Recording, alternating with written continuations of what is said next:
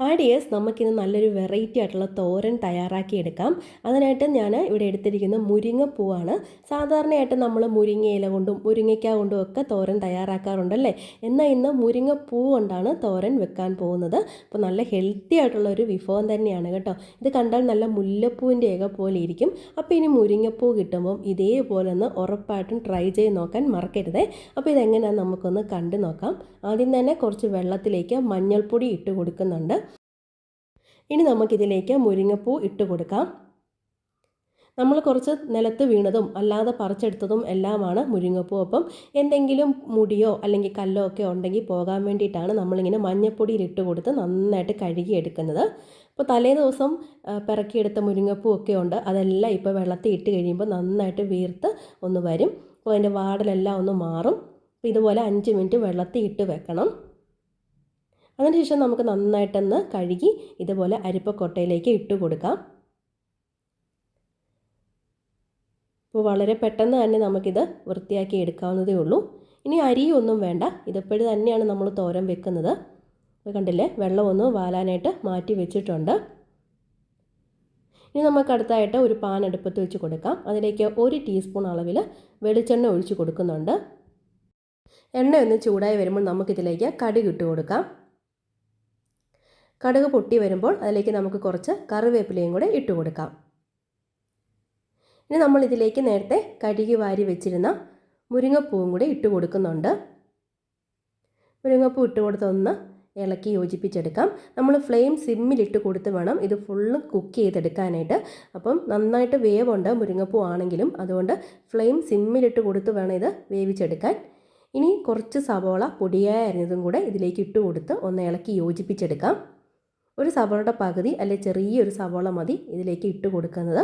ഇനി നമുക്കിതെല്ലാം കൂടെ ഒന്ന് ഇളക്കി യോജിപ്പിച്ചെടുക്കാം. ഇനി നമുക്കിത് മൂടി വെച്ചൊന്ന് വേവിച്ചെടുക്കാം. ഫ്ലെയിം സിമ്മിൽ വെച്ച് കൊടുത്ത് തന്നെ വേവിച്ചെടുക്കണേ. ഇനി നമുക്ക് മിക്സിയുടെ ചെറിയ ജാർ എടുക്കാം. അതിലേക്ക് 1/2 കപ്പ് അളവിൽ തേങ്ങാ ചിരവിയത് ഇട്ട് കൊടുക്കാം. ഇനി നമ്മളിതിലേക്ക് ചേർത്ത് കൊടുക്കേണ്ടത് പച്ചമുളകാണ്. എരിവിന് ആവശ്യമായിട്ടുള്ള പച്ചമുളക് ചേർത്ത് കൊടുക്കാം. ഞാൻ ഇവിടെ 3 എണ്ണമാണ് എടുത്തിരിക്കുന്നത്.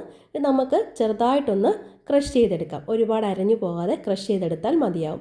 ഇപ്പോൾ നമ്മൾ നേരത്തെ മൂടി വെച്ചിരുന്ന മുരിങ്ങപ്പൂ ഏതാണ്ടൊന്ന് വെന്ത് വന്നിട്ടുണ്ട്. ഇനി നമുക്കൊന്ന് ഇളക്കി യോജിപ്പിച്ചെടുക്കാം. ഇനി നമുക്കിതിൻ്റെ സൈഡ് വശത്തേക്കെല്ലാം ഒന്ന് മാറ്റി വെച്ച് സെൻട്രലായിട്ട് കുറച്ച് സ്പേസ് ഇതുപോലെ ഉണ്ടാക്കി കൊടുത്തിട്ട് അതിലേക്ക് നമുക്ക് മുട്ട പൊട്ടിച്ചൊഴിച്ച് കൊടുക്കണം. 2 മുട്ടയാണ് ഞാനിവിടെ എടുത്തിരിക്കുന്നത്. അപ്പോൾ 2 മുട്ട പൊട്ടിച്ചൊഴിച്ച് കൊടുത്തിട്ടുണ്ട്. ഇനി മുട്ടയൊന്ന് വെന്ത് വരാനായിട്ട് നമുക്ക് സൈഡിൽ നിന്ന് മുരിങ്ങപ്പൂ എല്ലാം കൂടെ ഒന്ന് ഈ മുട്ടയുടെ മുകളിലേക്ക് ഇട്ട് കൊടുത്ത് ഒന്ന് തട്ടിപ്പൊത്തിയെടുക്കാം. ഒന്ന് വെന്ത് കിട്ടാനായിട്ട്. മുട്ടയും വേകും, അപ്പോൾ ആ സമയം കൊണ്ട് മുരിങ്ങപ്പൂ മുട്ടയെല്ലാം കൂടെ നന്നായിട്ട് വെന്ത് വരും. അതിനുവേണ്ടി ഇതേപോലെ ഒന്ന് എല്ലാം കൂടെ അതിൻ്റെ മുകളിലേക്ക് വെച്ച് കൊടുത്തൊന്ന് തട്ടിപ്പൊത്തിയെടുക്കണം. ഇങ്ങനെ എല്ലാം കൂടി യോജിപ്പിച്ച് വെച്ച് കൊടുത്ത ശേഷം നമുക്ക് മൂടി വെച്ച് വേവിച്ചെടുക്കാം. ഇപ്പോൾ മുട്ടയും മുരിങ്ങപ്പൂ എല്ലാം കൂടി നന്നായിട്ട് വെന്ത് വന്നിട്ടുണ്ട്. നമുക്കിതിനെ ഇളക്കി ഒന്ന് യോജിപ്പിച്ചെടുക്കാം. ഇപ്പോൾ മുരിങ്ങയിലയും മുട്ടയും കൂടെ ഒന്ന് മിക്സായി വരണം. മുട്ടയെല്ലാം നമുക്ക് നന്നായിട്ട് ചെറിയതായിട്ടൊന്ന് ഇതുപോലെ ഒന്ന് ഇളക്കി കൊടുത്താൽ മതി. നല്ല ചെറിയ പീസസ് ആയിട്ട് കിട്ടിക്കോളും. ഇനി നമ്മൾ നേരത്തെ ചതച്ച് മാറ്റി വെച്ചിരുന്ന തേങ്ങയുടെ മിക്സും കൂടെ ഇതിലേക്ക് ഇട്ട് കൊടുക്കാം. നമ്മളിതുവരെ ഉപ്പ് ചേർത്ത് കൊടുത്തിട്ടില്ല. ഇനിയാണ് നമ്മളിതിലേക്ക് ഉപ്പ് ചേർത്ത് കൊടുക്കുന്നത്. തേങ്ങ ഒന്ന് നിരത്തി വെച്ച് കൊടുത്ത ശേഷം ഇതിലേക്ക് പാകത്തിനുള്ള ഉപ്പ് പൊടിയും കൂടി ഇട്ട് കൊടുക്കാം. എന്നിട്ട് മൂടി വെച്ച് സിമ്മിൽ വെച്ച് കൊടുത്ത് തന്നെ നമുക്കൊന്ന് 2 മിനിറ്റ് വേവിച്ചെടുക്കാം. ഇപ്പോൾ നന്നായിട്ട് വെന്ത് പച്ചമണം എല്ലാം മാറി വന്നിട്ടുണ്ട്. നമ്മൾ ഫ്ലെയിം സിമ്മിലിട്ട് കൊടുത്ത് തന്നെയാണ് കേട്ടോ വേവിച്ചെടുത്തിരിക്കുന്നത്.